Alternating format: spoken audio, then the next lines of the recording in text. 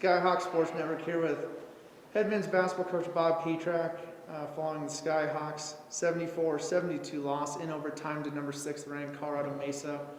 Coach, it's another tremendous basketball game that unfortunately we're on the short end of. If you could just give your initial thoughts on that ball game. Yeah, I'm really proud of our team for how hard they fought. Mesa has a great team. It's really obviously disappointed that we didn't win the game, but awfully proud of the effort and the fight and our guys. Obviously, going against a team that's nationally ranked and won as many ball games in a row as they have, and you're without your All-American tonight, just what did everybody have to do collectively over the last 24 or 48 hours or so to get ready for that game and get themselves up to that level? Well, we preach in our program about the program being bigger than anybody. It's bigger than the players, bigger than the coaches. And we just were fighting hard for our program tonight. It's a little short, but I feel we're moving in the right direction. These losses are hard, but one of the great things about athletics is you get to keep playing. And so already starting to turn our page to Westminster and getting prepared for them. You guys have obviously only played twice now since December 19th, and both games have been overtime games. What's it just doing to the legs when you're not kind of in that mid-season form and you guys are having to play in those battles? It's been a tough month. January's been a tough month for us, but there's so many people going through a lot worse than we are. So as far as our legs go, I don't know. Tomorrow will be our first back-to-back of the season, which sounds crazy considering it's the end of January. That's our first back-to-back of the season. We'll go a little bit deeper in our bench. Some of the guys that didn't play a lot tonight or didn't play at all might get an early crack just to balance out the minutes, because you got to play again. Obviously, you guys don't get the last shot off that you would like to in overtime. Just what were you guys looking to get there with the chance at the win? Yeah, we wanted to get a quail cock going right for either a pull-up jumper or all the way to the basket and see if we can get a foul or a layup. Quail's a great player. It just didn't work out. Play didn't work out. So a lot of good plays tonight from a lot of players, but that one we'd like to have back. But we got a lot of confidence in Quail, and if we had to do it again, he was having a great game, very good off the dribble, and we'd do it again. Brendan Boatwright, obviously, filling in the shoes of Riley Fairstein on the post today, had a great game. Didn't get a lot of calls late and wasn't able to finish a lot of buckets. Do you think some of that's fatigue for him too, coming off missing your guys' first game earlier in the year? Logically, I would say yes. Boatwright hadn't played in 40 days and battled a very serious illness. So couldn't be prouder of Boat. We saw it coming before Christmas when we played at Mines that Boat's going to be a all-league caliber player, and there's no question he is. If we can ever get everybody back together again, I think he'll continue to blossom. Coach, I really thought the defensive effort that you guys showed tonight was on par with how well you played at College School of Mines. Forced 23 turnovers, took a lot of charges, a lot of energy on the defensive side of the ball. Is that kind of what you thought, gave us that lead in that first half and made it, and kept us in the ball game for as long as we did, eventually forcing overtime? Yeah, we've really, really guarded well both games. Both teams were under 70 prior to the overtime. So, without Riley, we had to be tougher defensively because we're just not going to score quite as easy without him. So, I'm really proud of our effort. Obviously, I'd like to win the game and incredibly disappointed, but it'd be hard for anybody that was sitting in my chair to fault the boys' effort and heart and willing to fight for it. So I'm proud of them for that. What do you think was kind of the difference maker? As I see that Mesa does finish with a 13-4 advantage in second chance points. Seemed like some late offensive rebounds that gave them an extra look at the basket, and then maybe just unable to get the shot that we wanted late in the second half and in overtime.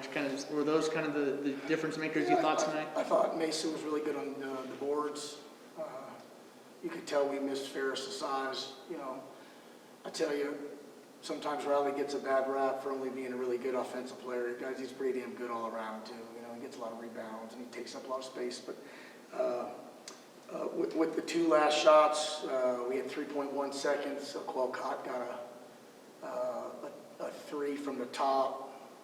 It's about as good as you could really hope for, considering we don't have time to get it all the way down. And then the last shot, again, listen, you draw it up, if it goes in on a layup or a pull-up jumper, which is a really good shot for him, you're a genius, and if you turn it over, it is what it is on that. But doesn't mean that we wouldn't do the same thing. Again, I thought it was the right call. He was really hot in the second half. So hit that big, you got to remember, Aquel hit that big three to get it back to 68 too. So a lot of good things. But just one play short, that's when you're this close in an overtime game. It's basically a tie, and you got to find a way to be one play ahead, and we're one play short tonight. How critical, I know in a one possession game like that, everything gets magnified. 9 missed free throws tonight for a team that's really a good free throw shooting team.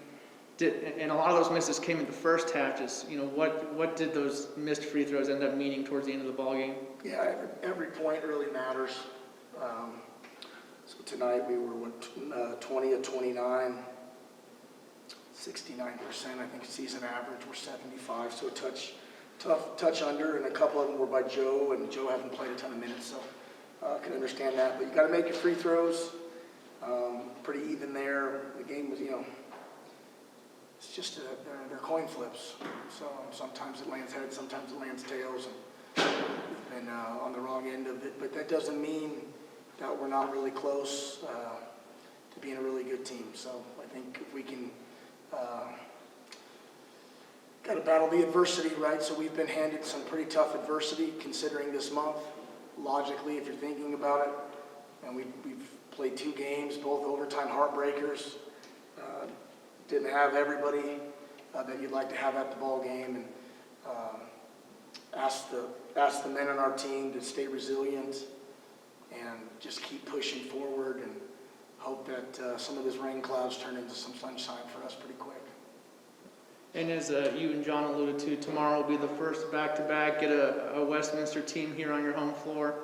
I mean, I know there's no moral victories in college basketball, but was there positives that you can build off of tonight going tomorrow and feel good about the matchup with Westminster? Yeah, I think in any game, pretty much there's positives. I don't know what to expect tomorrow, guys. We played very little. We've not played a back-to-back. Got a little bit of a short deck player-wise. So I don't know. Overtime on a Friday night when you haven't played a back-to-back would not be the recipe that you would sign up for. But we're going to adjust, try to stretch some minutes in the first half tomorrow night to give us a chance to win. You got to remember what a great team Westminster is. Westminster is a very good team, great coach. So this league's tough, man. It's a rough ocean, and you get knocked down by a wave, you better get up pretty quick. Next wave's coming.